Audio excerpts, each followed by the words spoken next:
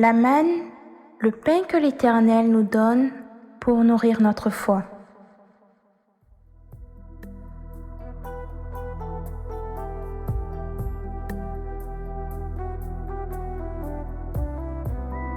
Shalom, shalom, bien-aimé du Seigneur Jésus.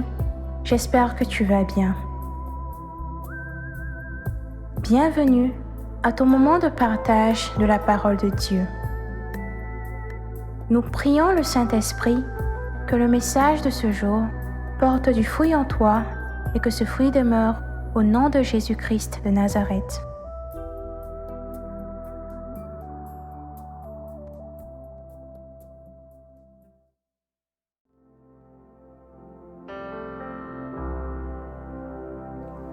Le thème de ce jour est l'importance de la parole de Dieu.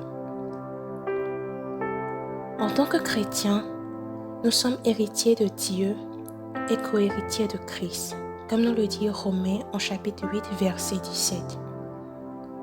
Nous avons reçu de notre Seigneur un héritage qui est d'une valeur inestimable.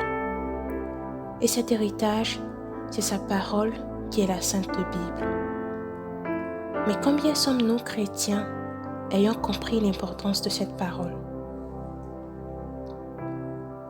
Au commencement était la parole, et la parole était avec Dieu, et la parole était Dieu, comme nous le dit Jean en chapitre 1, verset 1. Ce verset nous montre clairement l'importance de la parole et aussi l'impact qu'elle peut avoir dans notre vie si nous lui donnons de l'importance. Il nous montre à quel point nous devons considérer cette parole car elle est non seulement la voix de Dieu, mais elle est sa présence dans notre vie. Autrement dit, la voir, c'est avoir Dieu avec nous et l'entendre nous parler. Elle nous révèle notre identité d'enfant de Dieu, permet d'appeler à l'existence ce qui n'existe pas, comme notre Seigneur l'a fait lors de la création du monde en Genèse 1. Elle est et demeure toujours d'actualité, malgré son ancienneté. Elle nous permet d'anticiper certaines situations de notre vie et même dans le monde. Par exemple, dans le livre de Matthieu, en chapitre 24, les versets 3 à 8, Jésus-Christ lui-même nous met en garde des événements futurs, l'avènement des faux prophètes, des guerres entre différents peuples, etc. Ce que nous constatons encore aujourd'hui et qui montre la véracité de la Bible. Elle nous aide à également mieux nous préparer à les affronter ou à les éviter au travers des différentes histoires et lettres qui y sont contenues. Elle nous enseigne à mieux nous comporter en tant que chrétiens, conjoints, enfants. Nous développons ainsi notre connaissance de Dieu, de l'homme, de la nature et du monde en général. Nous devons, en tant que chrétiens, donner de l'importance à la parole de Dieu par la méditation quotidienne de celle-ci avec l'aide du Saint-Esprit.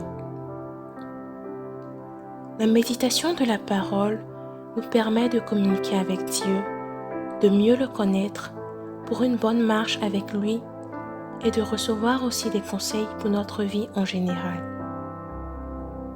Le livre de Josué en chapitre 1 verset 8 nous dit que ce livre de la loi ne s'éloigne point de ta bouche. Médite-le jour et nuit pour agir fidèlement selon tout ce qui y est écrit. Car c'est alors que tu auras du succès dans tes entreprises, c'est alors que tu réussiras. La méditation de la parole de Dieu doit être inspirée par l'Esprit Saint, car sans lui, il nous sera difficile de comprendre ce qui y est écrit. Il est la personne capable de nous enseigner et de nous révéler la profondeur de cette parole.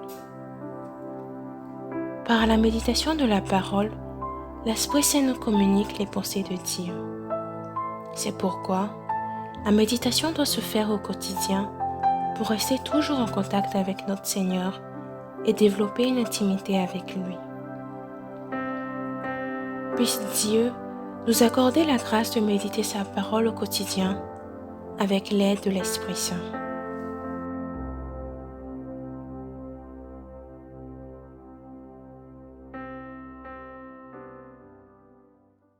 Dieu te bénisse. La manne, le pain que l'Éternel nous donne pour nourrir notre foi.